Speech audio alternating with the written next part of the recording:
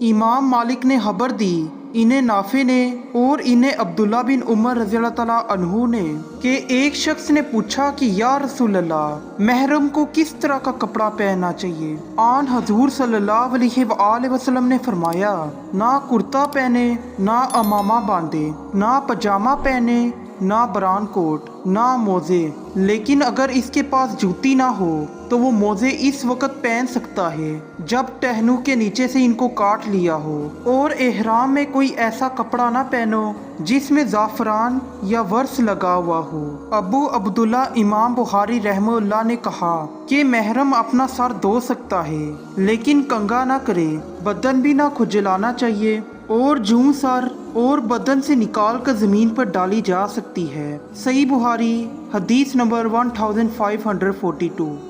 इब्ने जरीज ने खबर दी, उन्होंने कहा कि मुझसे मोहम्मद बिन अल मुर्कदिर ने बयान किया और उनसे अनस बिन मालिक रज़ी अल्लाह ताला अन्हु ने बयान किया। उन्होंने कहा कि नबी करीम सल्लल्लाहु अलैहि वसल्लम ने मदीना में 4 रकतें पढ़ी लेकिन जुल खलीफा में 2 रकत अता फरमाई, फिर आपने रात वहीं गुजारी। सुबह के वक़्त जब आप अपनी सवारी पर सवार हुए तो आपने लब्बैक पुकार दी। सही बुखारी हदीस नंबर 1546।